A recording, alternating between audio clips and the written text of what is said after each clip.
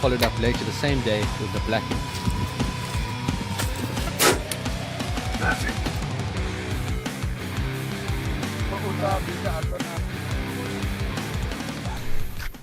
Across the vast savannas of East Africa, one of the last hunter-gatherer communities still lives far from the modern world. The Hadzabe have no supermarkets, large farms, or stored food supplies. For them, each sunrise marks not only the start of a new day, but also another fight for survival.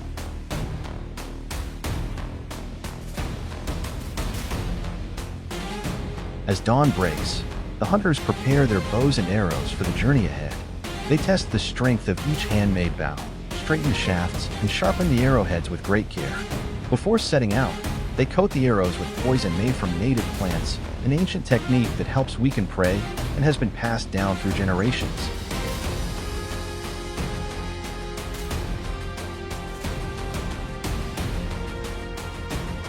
For the Hadzabe, preparing their weapons was far more than a daily ritual. It was a matter of survival.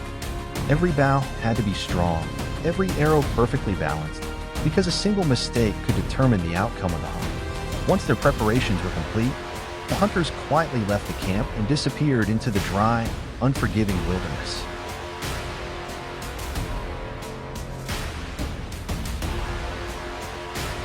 Moving carefully across the savanna, they scanned the ground for even the smallest sign of animal activity. Before long, one of the hunters spotted a set of fresh tracks pressed into the sand. The disturbed earth and the lingering scent revealed that a wild boar had passed through only moments earlier. Instantly, the group fell silent, lowered themselves to the ground, and began following the trail.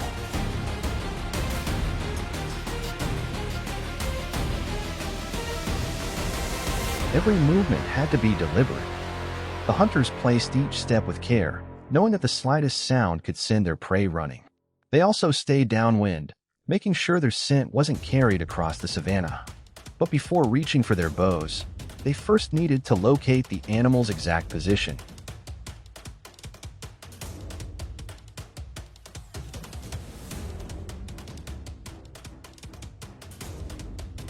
After hours of tracking fresh footprints across the dry landscape, the hunters finally caught sight of a herd of wild boars feeding in the distance.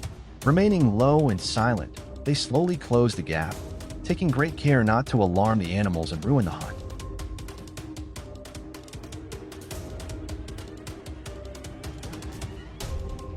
One of the hunters slowly raised his bow, pulled the string tight, and released the arrow. The shot struck the wild boar, which immediately bolted into the brush, forcing the group to continue the pursuit. For hours, the hunters followed its trail across the dry savanna until the poison coating the arrow finally began to weaken the animal.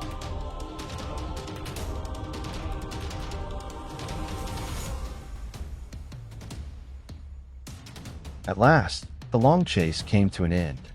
Yet for the Hadzabe, securing one kill was only part of the day's work. After the hunt, the group split up to search for other sources of food. Some gathered ripe wild fruits, while others inspected hollow trees for signs of bees, hoping to find honey to add to their evening meal.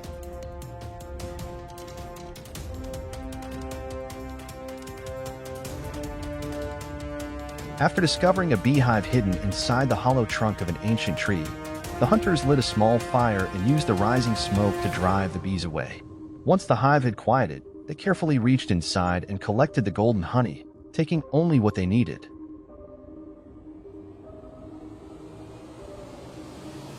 The honey and freshly picked berries were later carried back to camp and shared with the rest of the community alongside the meat from the hunt. Together, these foods created a more satisfying meal, providing both natural sweetness and the nutrients the Hadzabe rely on to sustain their traditional way of life.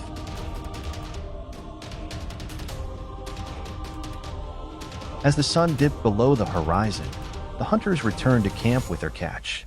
Families quickly gathered around to prepare the animal, cleaning it and dividing the meat so that everyone would receive a fair share.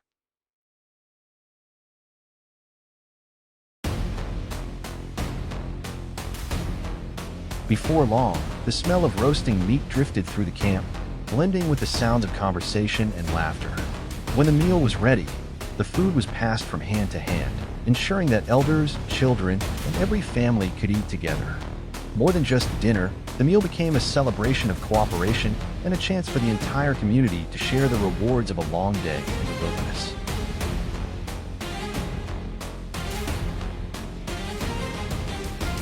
In a world driven by modern conveniences and endless consumption, the Hadzabe way of life offers a glimpse into humanity's ancient bond with nature.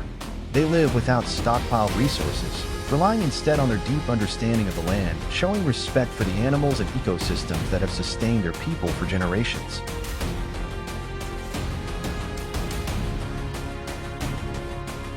For the Hadzabe, a successful hunt represents far more than a source of food. It is a testament to the knowledge, patience, and teamwork that have allowed their community to endure for centuries. These values continue to define their way of life, making the Hadzabe one of the last remaining hunter-gatherer societies on Earth.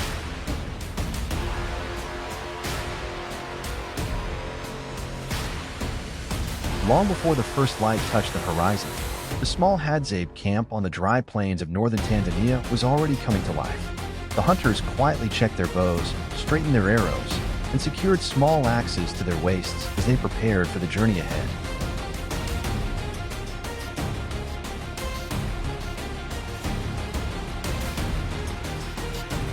Today, they would travel deeper into dangerous territory, where fresh lion tracks often cross the paths of baboon troops searching for food. In this harsh landscape, every sign on the ground tells a story, and every step demands caution.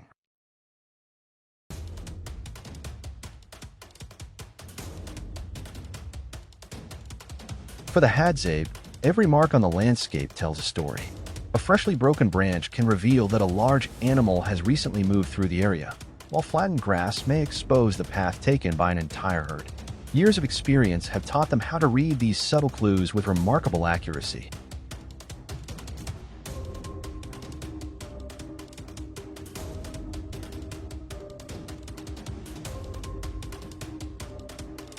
Suddenly, a set of deep, round tracks appeared in the soft soil. There were no claw marks, an unmistakable sign that brought the hunters to an immediate halt. A male lion had passed through the area only a short time earlier.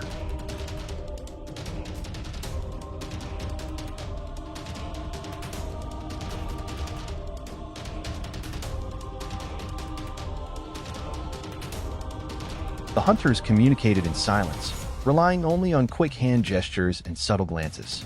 A lion was unlike any other animal they encountered. One wrong move could turn a hunter into prey in an instant.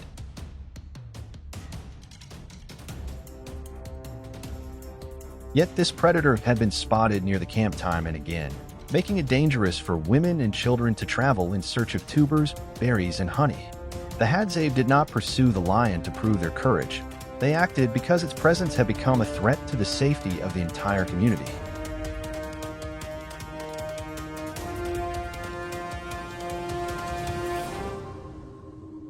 After nearly 2 hours of tracking, the hunters finally caught sight of the lion. Its dark mane rose above the tall, golden grass as it lay motionless in the shade, its ears constantly twitching to pick up the faintest sound. Keeping their distance, the men quietly spread out, positioning themselves to avoid being seen.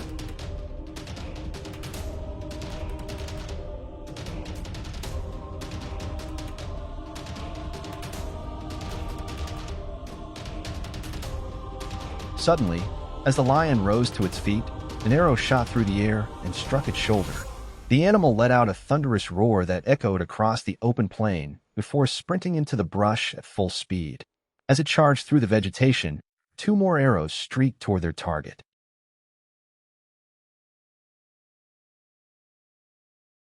On the vast savannas of East Africa, there remains community, living almost entirely isolated from the modern world. There are no supermarkets, no large farms, and no food reserves.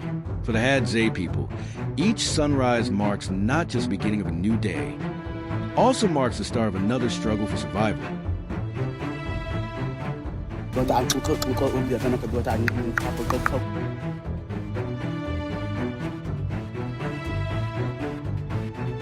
As dawn breaks, the hunters begin preparing their bows and arrows for the day's journey.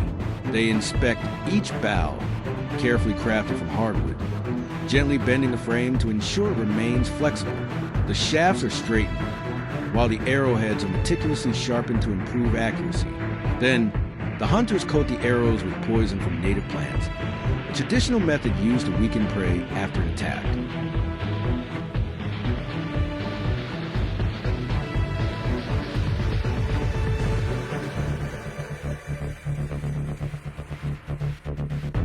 For the Hadzabe people, preparing their weapons was not merely a routine task. It was an essential part of the hunt, a part that could directly determine the success or failure of the entire expedition. Once everything was ready, the hunters left the camp and ventured deeper into the arid wilderness.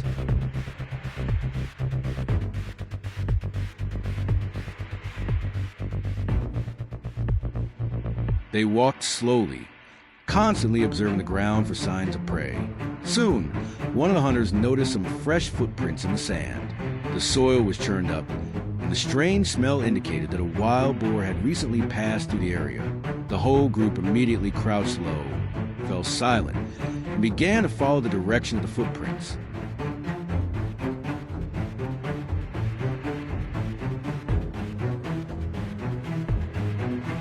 Every step was taken carefully to avoid startling the animal. The hunters also stood downwind, so their scent wouldn't be carried by the wind toward the prey. However, before anyone could draw their bow, they had to pinpoint the exact location where the animal was hiding.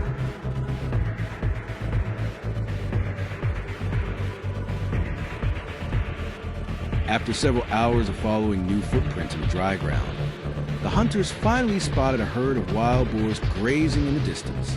They kept their distance and began to approach silently, careful not to startle the animals and cause them to flee.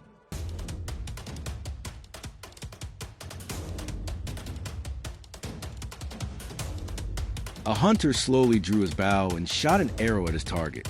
The wild boar was hit and immediately fled, forcing the hunters to continue tracking it. After a long chase, the poison on the arrow began to take effect, and the animal gradually lost strength.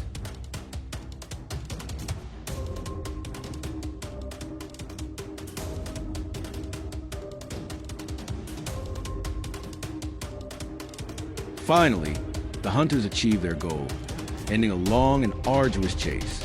But the search for food didn't stop there. After the hunt, the group dispersed to search for other food sources to make their dinner more varied. They gathered seasonal wild fruits and carefully checked large tree hollows for signs of bees.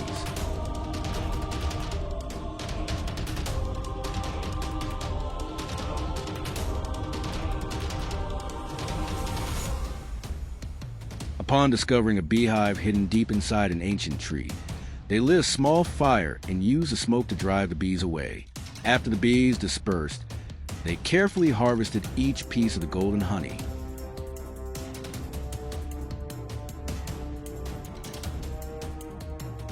The honey and wild berries were then brought back to the camp, shared among the group, and eaten with the meat they had gathered. In this way, the meal not only became more filling, but also richer in natural sweetness and valuable nutrients for the entire community.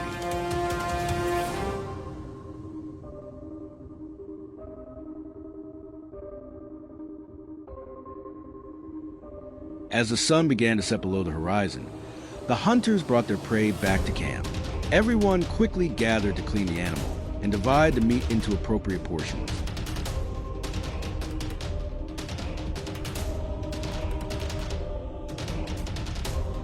Before long, the aroma of grilled meat filled the camp, mingling with cheerful conversations and laughter. Once the food was cooked, portions were passed from person to person so that the elderly, children, and every family could share the meal. Once again, a simple meal became a bonding moment, allowing the entire community to share the fruits of a long day in the wilderness.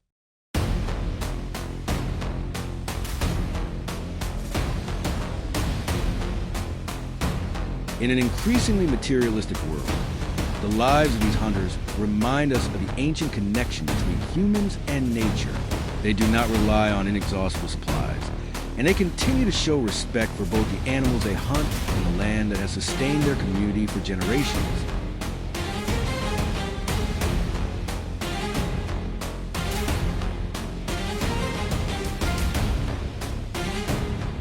Each successful hunt not only provides food, but also demonstrates the value of human knowledge, patience, and cooperation. These principles have helped the Hadzabe people survive countless changes over time, making them one of the few remaining hunter-gatherer communities in the world.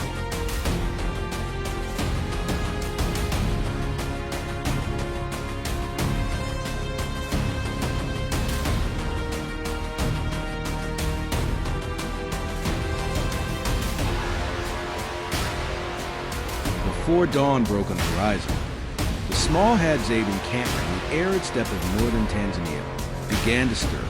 The men quietly inspected their bows, straightened each arrow, and strapped small axes to their belts.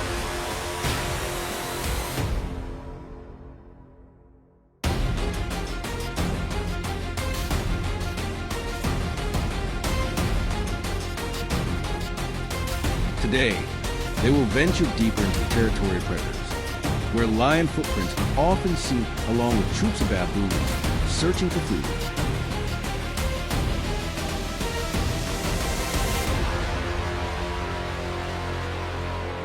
For the Hadzabe people, every sign carries a clear meaning. A recently broken branch might indicate a large animal has just passed by. Trampled grass might point to the direction of travel of an entire herd of livestock.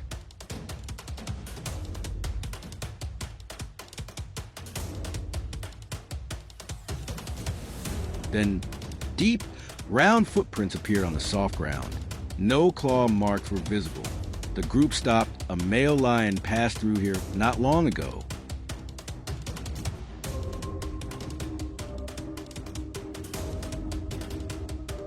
The hunters communicated with each other only through eye contact and brief hand signals.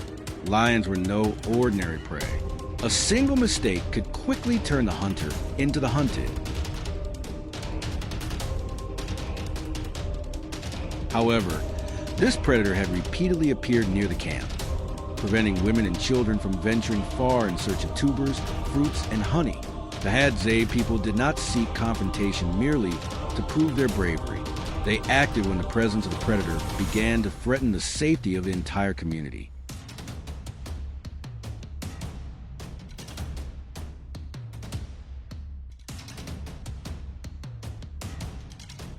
After nearly 2 hours of tracking, the hunters finally spotted the lion. Its black mane emerged from the yellow grass. The animal lay motionless, but its ears twitched constantly, listening for the slightest sound. The men dispersed in different directions, keeping a safe distance to avoid detection. As the lion stood up, an arrow suddenly flew and struck in the shoulder. Its roar echoed across the steppe, making the entire landscape seem to tremble. The lion turned and darted to the bushes at breakneck speed. 2 more arrows flew towards it as it got closer.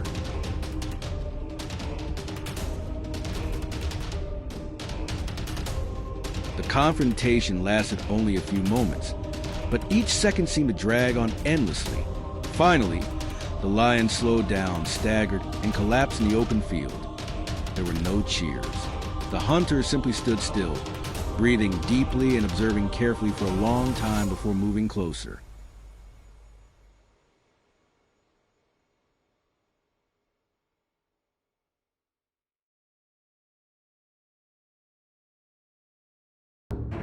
Then, the resounding howls of a troop of baboons echoed from the cliffs ahead.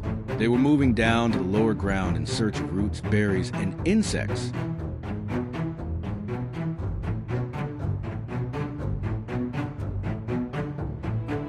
Baboons are an important food source for the Hadzabe people, but they are also among the most vigilant prey in the area. They often hide in high places, ready to sound the alarm at the first sign of danger.